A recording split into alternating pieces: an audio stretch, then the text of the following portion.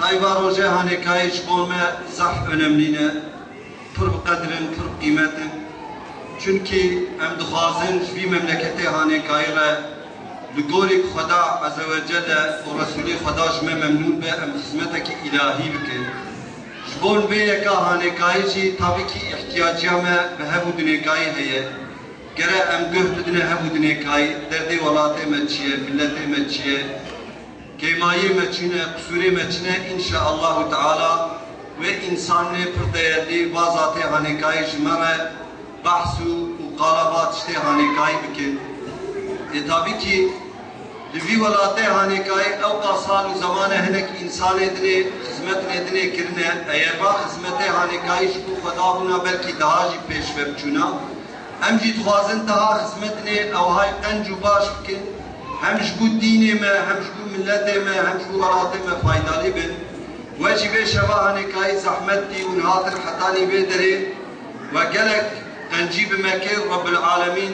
ve qenciya hanekayî li dünya û ahîretê pir bi tiştê qenc û mübarek ji bo we bigerîne dîsa jî salat û selamê Xweda li ser we temama bin û tev ser çav û senara hatin Xweda Teala xêra we qebûl bike û esselamu aleykum ve rahmetullahi ve berekatuhu. Esselamu aleykum ve rahmetullahi ve berekatuhu. û tev xêr hatin ser çavar hatin.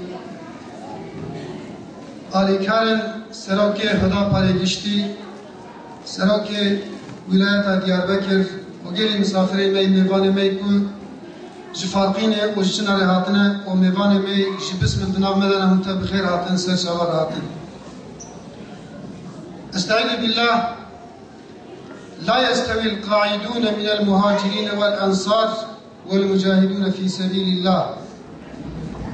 Rabbê me dibêje ewan kesê ji mücahîda ji muhacir û ensara ew ê ku rûdinin di ciyê xwe de û ew ê ku diçin cihadê xebatê dikin kedê dikin evana li ba Xwedê Teala nabîne.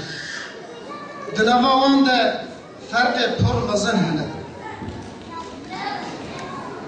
El mulku lillah. Estaizu billah. Tebarekellezî biyedihil mulk. Xwedayê Teala dibe mübarek e ew xweda ku mulk di destê wî de mulk ê Rabbê Alemê ye. Mulkê Xweda li serê gereke ew ê ku diriya Xweda de îbadê Xwedê Teala hakimiyetê saz bikin. Xwedê Teala ev ya ji mümina dixwaze, ji misilmana dixwaze. Ji kevirê wî, ji darê wî, ji çiyayê wî, ji berê wî çi hene û ew tiştê ku ji bana derdikevin ew zengîniyê dibine erdê de, ew zengîniyê ku di fezayê de ne, evana temam di esil de Xweda Teala çêkiriye ji bona Müslümana, ji bo mümina.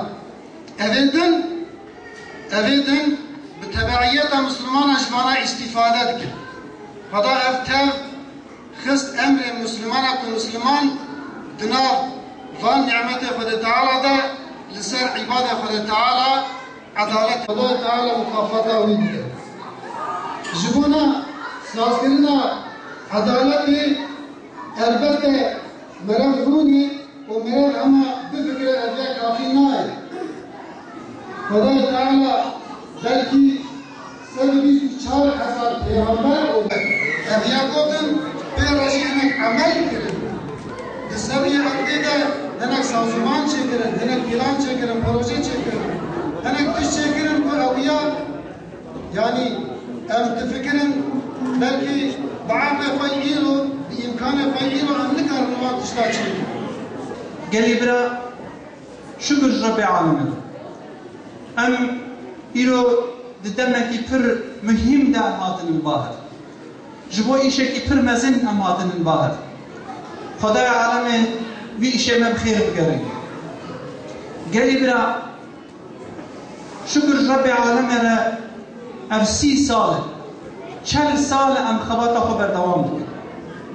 Lêbelê tu demê wek niha ev enerjiya hatî meydanê ev xizmet û xebata ketî welatê me tu demê wek niha ev heyecan û helecan nehatî bû meydanê.